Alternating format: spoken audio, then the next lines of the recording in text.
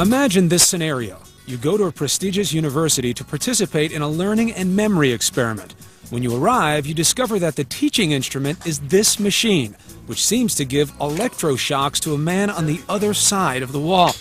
As you move up the scale, he begins to scream out in pain. The experiment requires that you continue. The experimenter pressures you to go on. Would you agree to continue with the experiment? That's all. That's the question Stanley Milgram, a social psychologist at Yale University, posed in a famous series of experiments about obedience and authority. Answer, horse. He told his subjects they were part of a learning and memory experiment. We want to find out just what effect punishment will have on learning in this situation. The man on the left is assigned the role of teacher. The man on the right, the learner, is an accomplice who's been instructed to give lots of wrong answers. But Milgram wasn't testing memory. He wanted to know how much pain an ordinary person would inflict on a stranger when ordered by an authority figure. Sentence, movie. His subjects, the so-called teachers, gave what they thought was an increasingly painful shock each time a wrong answer was given. 165 volts. Time.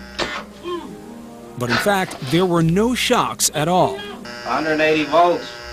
And the subject was hearing a pre-recorded voice at each shock level. Can't stand it. I'm not going to kill that man. 435 volts. In the end, 2/3 of his subjects administered the highest, most dangerous shock on the machine. Answer is woman. 450 volts. That's it. It's been 45 years since the Milgram experiment took place, but would people behave any differently today? To find out, we teamed up with Dr. Jerry Berger, a social psychologist at Santa Clara University in California. People have often asked this question about, would we find these kinds of results today? And some people try to dismiss the Milgram findings by saying that's something that happened back in the 60s. People aren't like that anymore. We're about to find out if people have really changed. I'm a teacher. Oh, man. Okay. 39-year-old Troy Shasker is an electrician.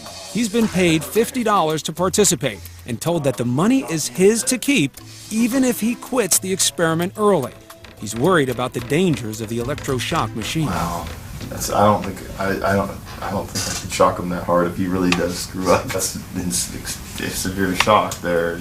Yeah, there are 25. I could just go get my shotgun. In the room next door, Troy watches as the learner gets strapped into his chair. His anxiety rises when he hears the next scripted line. I should probably bring up, a couple of years ago at Kaiser, they diagnosed a mild heart condition. I'm really not too worried about it. It's not that serious. But Well, you should know that while the shocks that we'll be using today may be painful, they're not dangerous. Okay? Milgram intended that exchange to set up a conflict in the subject's mind, a choice between the health of the learner and the authority of the experimenter. So when he gets them right, I get shocked? Now, Troy starts reading Ken the word pairs he's supposed to memorize. Blue, girl. Nice, day. Fat, neck. Number 1. Then the test begins. Blue, boy, girl, grass, hat. The learner must decide which of the 4 words is the correct match. At first, everything goes smoothly. Correct. I was confident that he was doing really good at first, and then it started looking bad. At 75 volts, Troy hears the first sign of trouble. Soft, rug, pillow, hair, grass. Incorrect. 75 volts. I could actually hear him next door going, ow, oh, and he kept getting things wrong. Incorrect. 90 volts. At 105 volts, he's clearly Number 10. uneasy. I got a little moist on my forehead there. I wasn't comfortable. I can't tell you why I listened to him and kept going. I should have just said no. The correct word was duck. Near the end, he's almost willing Ken to learn the right word pairs through the wall. Horse. Incorrect. 135 volts. Troy starts laughing nervously. The correct word was woman. Rock house. At 150 volts. Incorrect. 150 volts. Ah, that's all. Get me out of here. I told you I had heart trouble. Will Troy listen as the learner begs him to stop, or will he follow Brian's orders? Tell him the correct word, pair of white. The correct word was white horse. And the next item, please continue. The next item is sad. He obeys the orders. Face. Why didn't you stop? I saw him getting strapped in, and they were just like little. I mean, he could have just, if he was in that much pain, he could have just tore himself off. Why are you putting it on him and not you or the experimenter? I was just doing my job. I was doing what I was supposed to do. 75 volts. So I guess the influence of having the conductor of the experiment right there next to me and telling me to keep going had a lot to do with it. Cool day. We tested 18 men and 22 women. Very often the first time they hear a noise from the other room, Wrong. 90 volts. the typical response is to turn toward the experimenter and, if not say something, at least give a look that says, what should I do? And of course, when an expert tells them, not a problem, this is nothing to worry about, continue, the rational thing to do in that situation is to continue. He's not finger in the face. He's not a drill sergeant. No, you don't have to be threatening. The power that he has in this situation comes in part because he's an authority figure, and we're all trained a little bit to obey authority figures, but also he's the expert in this situation. He's the one that knows about this machine. Incorrect. 105 volts. In the end, almost 2/3 of the men agreed to administer the highest shock. For the past 30 years, there have been severe restrictions on using humans in social psychology research. To avoid putting subjects under too much stress, Dr. Berger made a significant change to our experiment. In this experiment, you stopped at 150 make-believe volts. In Milgram, they went much higher. We stopped for ethical reasons. We couldn't put people through the agony that Milgram's participants went through. Go on with the procedure, please, teacher. There's no way to know for sure whether any of our subjects would have continued farther up the scale. However, Milgram's research may offer a clue. Don't the man's health mean anything? Whether the learner likes it or not, But he might be dead in there.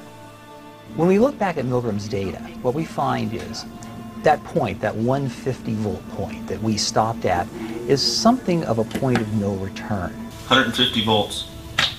That's all. If people go past that 150 mark, there's an 80% chance they're going to go all the way to the end of the board. How many men would agree to electroshock a stranger when ordered to do so by our experimenter? Incorrect answer, 90 volts. Ultimately, more than 2/3 of the men we tested agreed to administer the highest shock, which made us wonder, would the kinder, gentler sex be more responsive to the cries of pain on the other side of the wall? That's all. Get me out of here. I think women are more compassionate beings, more emotional beings, more likely to respond to an emotional outburst. At first, women did seem far more concerned about the effects of pain on the learner.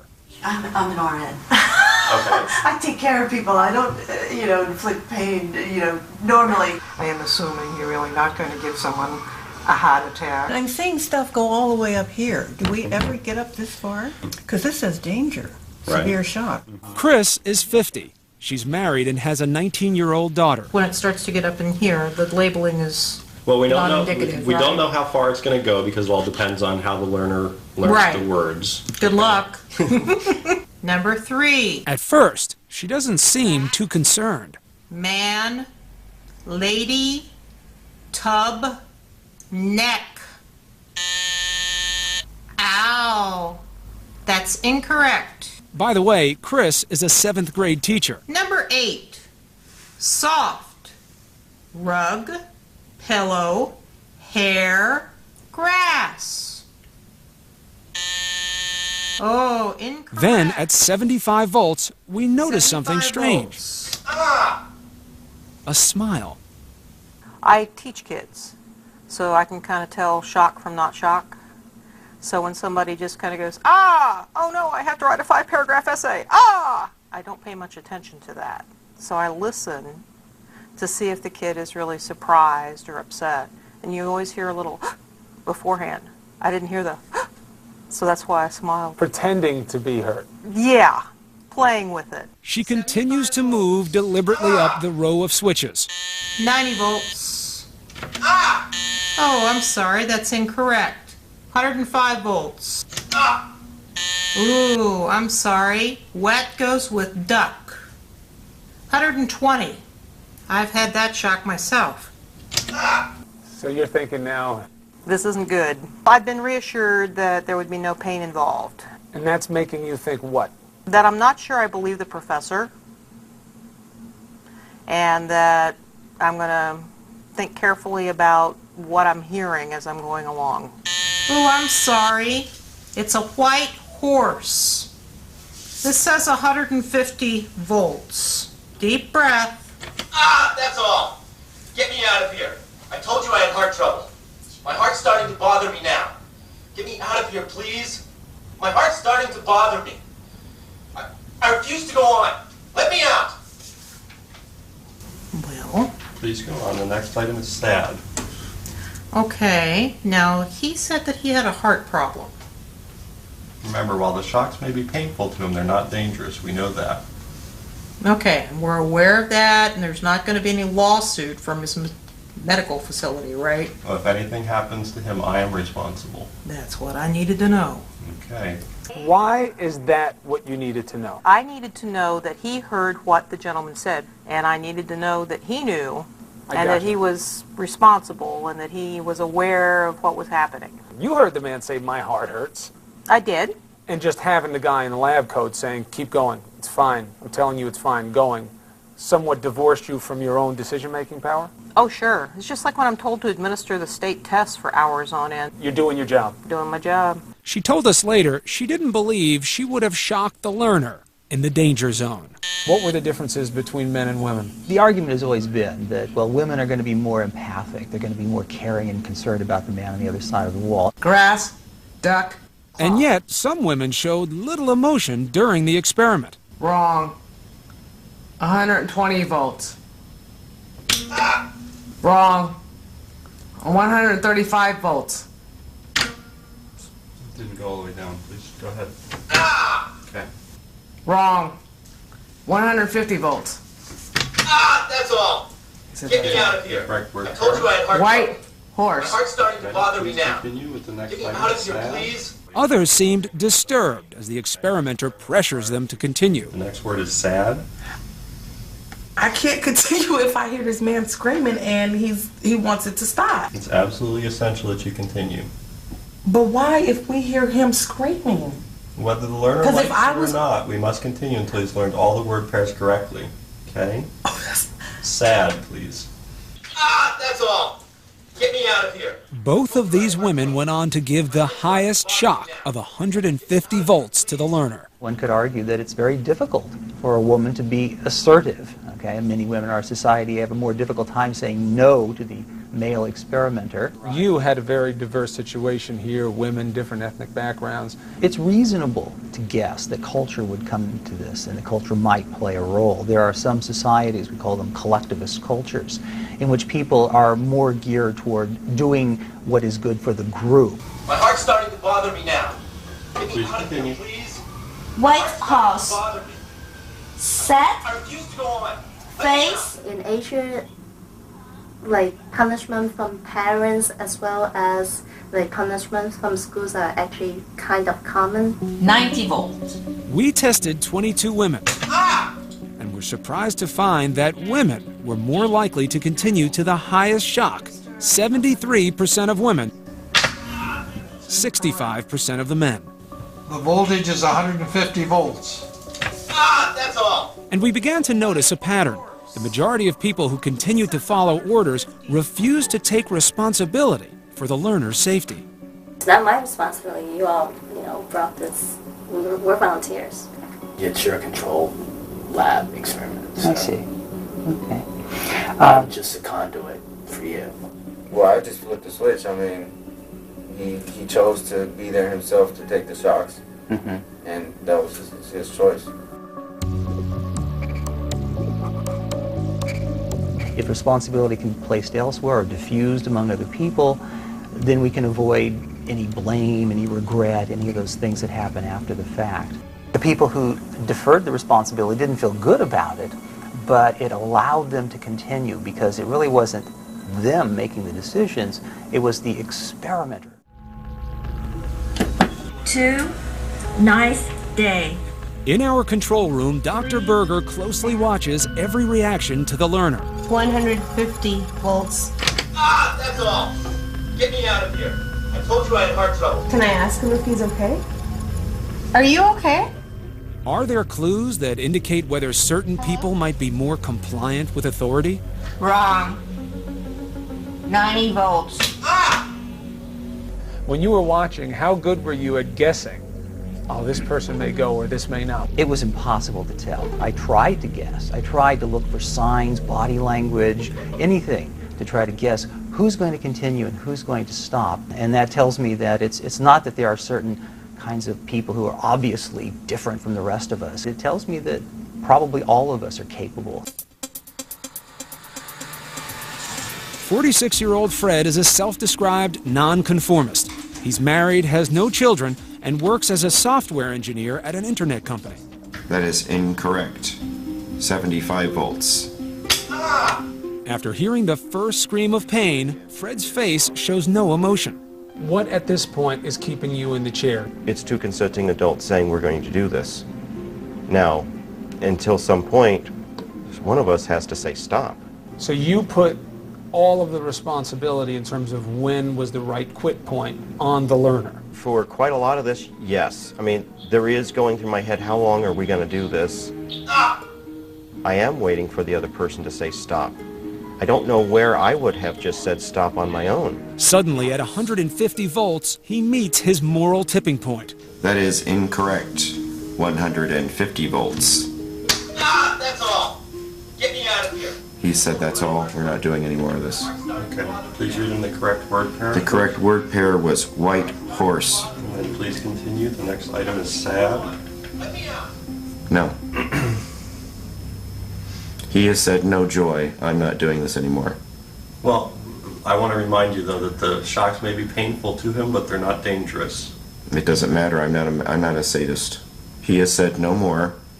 He is not agreeing to this. I'm not agreeing to this. Okay, the experiment requires that you continue with the next item of sad.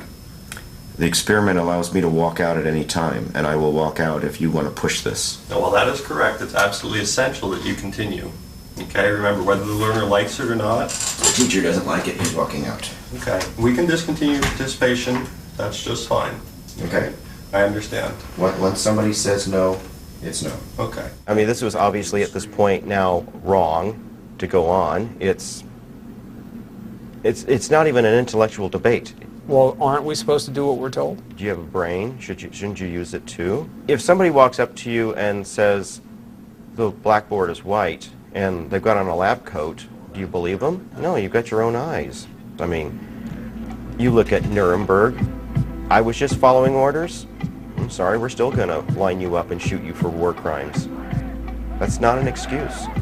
Fred is talking about the Nuremberg trials of Nazi war criminals who defended themselves saying they were just following orders. I had to obey. I had only learned the life of a soldier. During the war, Adolf Eichmann deported millions of Jews to death camps. He was finally arrested in 1961. 3 months later, Milgram began his famous experiment, fascinated by how such an ordinary-looking man could commit such heinous acts. More recently, these graphic photos and videos of the abuse of prisoners at Abu Ghraib prison raised disturbing questions about the interrogation techniques during the war. Why did so many American soldiers agree to abuse and humiliate these defenseless prisoners? The soldier's name is Lindy England. Her excuse for abusing prisoners, an echo from the Milgram experiment. We don't feel like we were doing things that we weren't supposed to because we were told to do them. Lindy England was sentenced to 3 years for her crimes and dishonorably discharged from the military. The excuse of following orders has never been upheld in court. Is there an analogy here to what we saw with Nazi Germany? What we find when we have situations where people act in atrocious ways, people are in a situation where they're not quite sure what they're supposed to do, okay? That there's an escalation, they start small, they move up to more and more difficult and more challenging and more questionable behaviors. The next one will be 150 volts. Why do you think you listened to what the experimenters did? Why do you think that was? He was in charge and he told me, go ahead and continue with it because I'm under his control too. I'm doing what he's telling me to do. During the experiment, only 1/3 of our subjects refused to continue. It's essential that you continue. No, I can't be new to continue at this point. Okay, you have no choice. You must continue. No, I do have a choice, and I'm not continuing. You're going to hold me down? Whether the learner likes it or not, it would be helpful if you continued. But I'd rather not. So what made them stop when the majority went on? We noticed that people who resisted early in the experiment seemed less likely to continue to the end. This man tried to quit after he heard the 3rd cry of pain. Okay, I'm done. A second clue. All the subjects who refused to obey the experimenter's final orders told us they felt directly responsible for their actions. I would have felt that I would have hit the switch that would have killed him. If he died, I would feel a deep responsibility. April 9th, 2004. Evening rush hour at the local McDonald's where assistant manager Donna Summers suddenly gets a strange call about a theft. He said he was a police officer, and I was talking to him about something being stolen, and that one of the employees had done it. High school senior Louise Ogborn was working an extra shift when her manager calls her into the tiny back office. And she said, well, they said it was a little girl that looked like you in a McDonald's uniform, so it had to be you. It was the beginning of a terrifying ordeal caught on videotape here on one of the McDonald's surveillance cameras. The man on the phone ordered Summers to confiscate the girl's clothing and do a strip search. I honestly thought he was a police officer and what I was doing was the right thing. The caller told Donna Summers to get her fiancé, Walter Nix, to watch the teenager during the restaurant's rush hour. He then ordered Nix to force her to do jumping jacks, hit her, and even perform a sexual act. Naked and vulnerable, Louise Ogborn says she never even tried to escape. When an adult tells you to do something, that's what you do. You don't argue. You know, somebody smacks you on the hand, you listen. The story made headlines as a real-life example of the Milgram experiment. Why did these people follow the bizarre orders of a stranger on the phone?